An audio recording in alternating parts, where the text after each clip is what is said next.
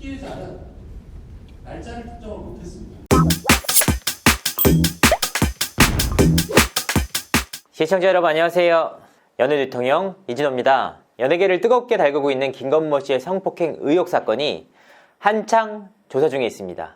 고소인 자격의 여성 접대부 A씨와 김건모 씨가 피의자 자격으로 경찰 조사를 받으면서 어느 정도 그 윤곽이 드러나고 있는 모양새인데요. 지금까지의 내용을 압축하자면 A씨의 성인지 감수성과 김건모 씨의 반박 자료로 요약해 볼 수 있을 것 같습니다. A씨는 경찰 조사를 통해 2016년 8월에 있었다고 한 성폭행 사안에 대해 일관된 주장을 했다고 합니다. 그러나 강용석 씨가 방송을 통해 주장한 증거는 제출되지 않았다고 전해지는데요. 그러니까 결국 A씨의 진술이 유일한 증거가 될 가능성이 높은 상황입니다. 여기서 눈여겨봐야 할 사안 중 하나는 가로세로 연구소 측에서 A씨의 성폭행 의혹 시기를 2016년 8월이라고 밝혔지만 이 시기마저도 특정되지 않았다는 겁니다. 강용석 변호사는 지난 18일 대구 광연회에서 이와 같은 말을 합니다. 직접 한번 들어보시죠. 피해자도 모르는 날짜를 어떻게 김건모가 특정을 해가지고 그걸 가져올 수가 있습니까? 피해자는 날짜를 특정을 못했습니다. 2016년 8월이다 라는 것만 어려운 그러면 8월이 7월인지 8월인지 굉장히 헷갈려 해가지고 정확한 날짜를 특정을 못했는데, 그렇기 때문에 김건모 씨가 경찰에 제출한 자료가 의미가 없다라는 주장인데요. 그러니까 정리를 해보자면 피해자 A씨는 성폭행 의혹 당일을 7월인지 8월인지 정확히 특정을 못했다는 의미입니다. 그럼 이쯤에서 A씨가 방송을 통해 주장한 내용과 쟁점을 정리해보겠습니다.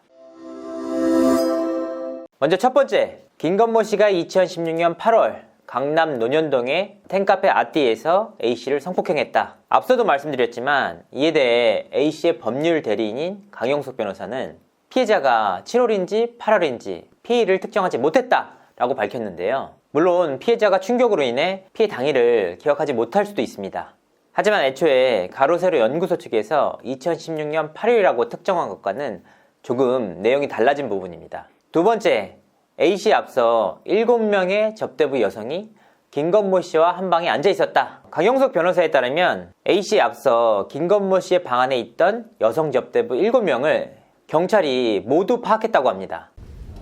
이 경찰이 어느 정도냐면 그 당시에 그 방에 있었던 아가씨가 8명이라고 저희가 말씀드렸잖아요. 이 아가씨가 8번째, 앞에 7명도 있었는데 그 7명을 전부 확인했습니다. 피해 주장 여성은 성폭행 의혹 당일을 특정하지 못했는데 그날 앉아있던 여성들은 모두 경찰이 파악했다? 개인적으로 이해가 잘 가지 않는 부분입니다. 어떤 날짜인지를 정확히 모르는데 어떻게 그날 앉아있었던 여성 모두를 파악할 수 있는지, A씨가 당시 방에 있었던 여성들의 이름을 모두 기억한 것인지, 아니면 A씨를 포함한 여성 접대부 8명이 한 방에 있었던 날을 성폭행 의혹일로 특정한 것인지 확인은 되지 않았습니다. 여기서 피해일 특정이 왜 중요한가? 당연한 말씀이지만 이 날짜가 특정돼야 김건모 씨가 제출한 자료가 의미가 있어지기 때문인데요. 7월과 8월 사이 이렇게 주장을 하면 반박 자료보다 A씨의 주장이 더욱 의미 있는 상황이 돼버립니다. 세 번째, 김건모 씨가 성폭행 의혹 당일 배트맨 티를 입고 있었다. 사실 제가 그동안 집착을 해온 부분이기도 한데요. 2016년 12월에 처음 만들어진 한정판 배트맨 티셔츠였는데 A씨는 2016년 8월에 김건모 씨가 입고 있었다 라고 주장을 한 바 있는데요. 사실 CCTV라는 자료가 있었기 때문에 제가 목소리를 높였던 부분입니다. 하지만 경찰 조사가 한창 진행 중인 부분이라 이 점에 대해서는 말을 아끼도록 하겠습니다.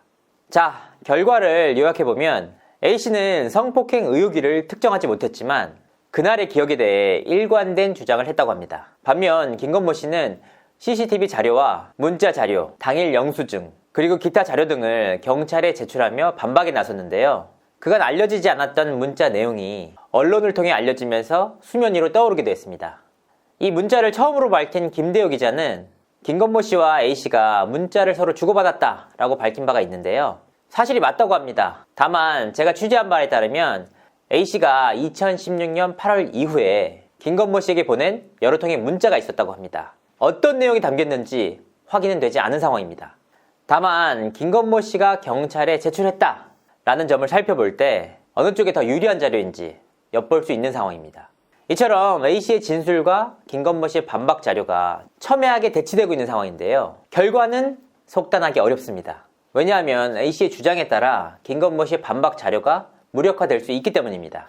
A씨가 충격으로 인해 성폭행 날짜를 정확하게 기억하지 못한다 라고 할 수도 있고, 또한 가세현 방송에서는 배트맨 티셔츠를 입고 있었다 라고 밝혔지만 조사 과정에서 다른 티를 혼동했다 라고 할 수 있기 때문입니다. 이어 당일 다른 옷을 입고 있었던 것으로 확인된 김건모 씨의 CCTV 역시 이동 중에 다른 티셔츠를 입을 수도 있지 않느냐 라고 주장할 여지도 있습니다. 문자 역시 마찬가지입니다. A씨가 김건모 씨에게 아무리 친근한 내용을 보냈다고 하더라도 피의자다움을 강요할 수 없는 사회가 되고 있습니다. 결국 이 모든 것이 성인지 감수성이 사회 화두로 떠오르고 있기 때문인데요. 이 때문에 김건모 씨가 반박 자료를 제출했음에도 불구하고 기소 의견으로 송치될 가능성이 있다는 목소리도 나오고 있습니다. 기본적으로 성폭행 사건 특성상 증거가 많지 않은 데다 성범죄 사건에서는 법이 사회적 약자인 여성을 보호하려는 취지에 가치를 두고 있기 때문인데요. 이 때문에 진술의 일관성과 신빙성이 있으면